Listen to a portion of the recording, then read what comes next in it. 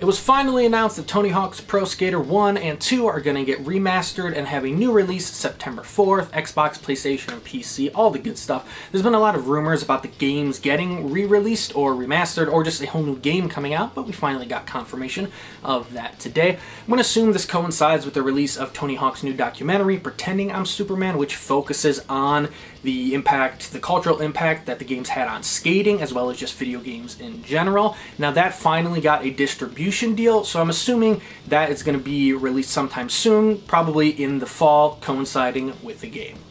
We got a new game and a new documentary, so it looks like skateboarding is thrust right back into the mainstream. And if you know anything about the Tony Hawk Pro Skater games, you know that music is a huge part of the game series, so hopefully that means alternative music is also thrust right back into the mainstream. The Pro Skater games are legendary for their music. That's the soundtrack to your skateboarding adventures. The games not only popularized skateboarding, but introduced many bands to people who might not have discovered them without the games. So in this video, I'm going to give my picks for songs that should be a part of the new game soundtrack. If you haven't been keeping up with the alternative scene since the heyday of these games, welcome back. You did miss a lot. There was a pop-punk revival, and there was a lot of pizza involved. There was a emo revival, but no one's really sure if it's the fourth wave of emo or the fifth wave of emo. Emo rap is a new genre that some people love and some people hate. And I think that pretty much sums up everything.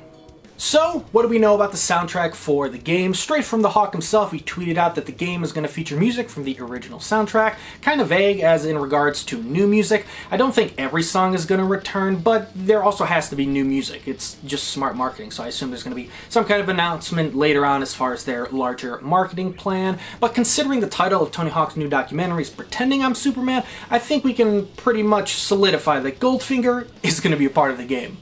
So for this list, I wanted to focus on smaller bands and newer bands. Bands just aren't as popular as your Green Days, for example. I know bigger bands are going to be a part of the soundtrack. I mean, that's just obvious and inevitable. And I do have some bigger bands that I think would fit the soundtrack. But for the list, most of what I'm going to be talking about, most of the bands and songs, are smaller bands that I think the world needs to hear, and that would be a perfect fit for the games.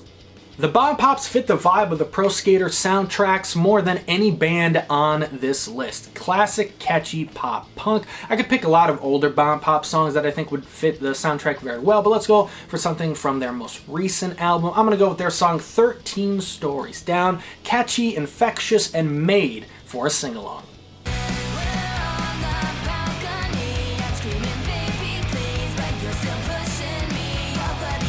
The Stories so far are one of the most popular pop-punk bands going today, so this is really a no-brainer. From the band's last album, no song fits better than Keep This Up.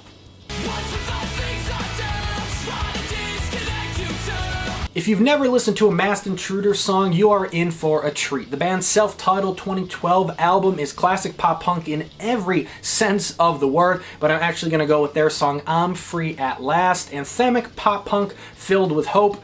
Really doesn't get any better than that.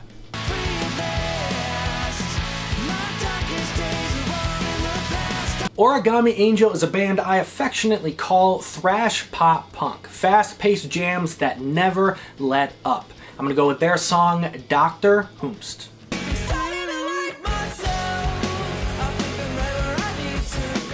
Along with The Story So Far, who I talked about earlier, Neck Deep are another pop-punk heavyweight, so I'm going to go with their song In Bloom from their album Peace and the Panic. It sounds like this song would be playing in the middle of a coming-of-age movie, right after a breakup, and our main character just skates away.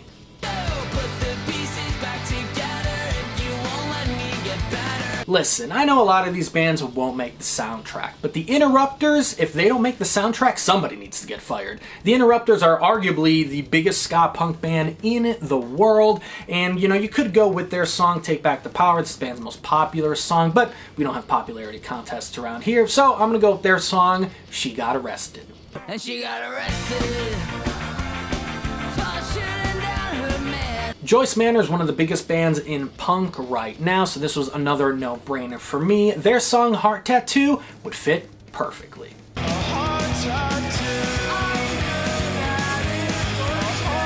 Beach Bunny are poised to take over the scene in the next couple of years. A perfect mix of emo and pop punk. Their song Promises fits the fast-paced vibe that we're kind of going for.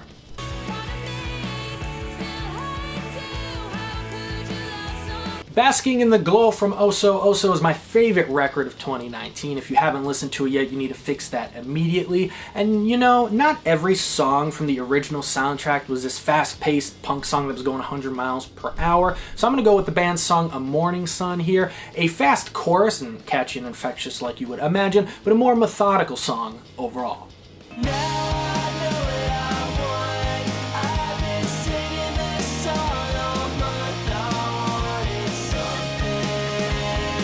Turnstile is carrying the flag for hardcore right now. Just like every other fan, Blue Bayou is the best song ever written, but I think the band's song Gravity fits a little bit more here.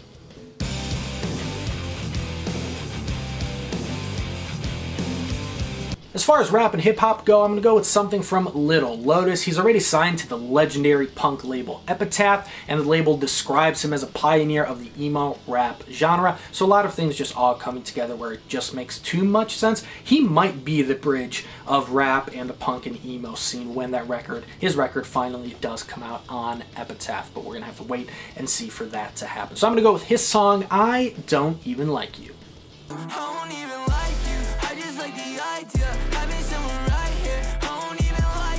Sam Henshaw is very underrated, and more people need to check him out and listen to him. It's just that simple. His song Broke is an upbeat, head-bopping jam, and I'm all for it being on the soundtrack.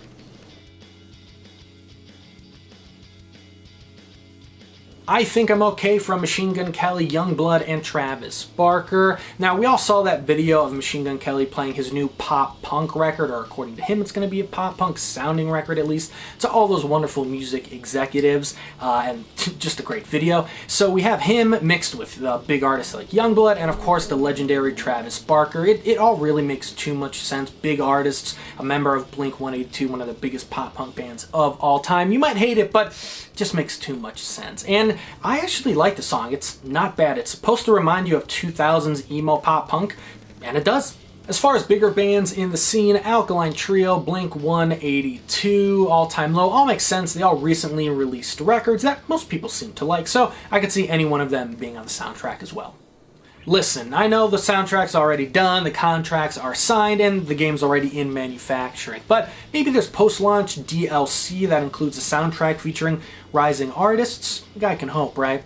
What bands do you want to see featured in the game? Let me know down in the comments below. I also created a Spotify link with all the songs and bands I talked about in the video. Please like and share the video, subscribe if you haven't, follow me on all the socials, and as always, thanks for watching.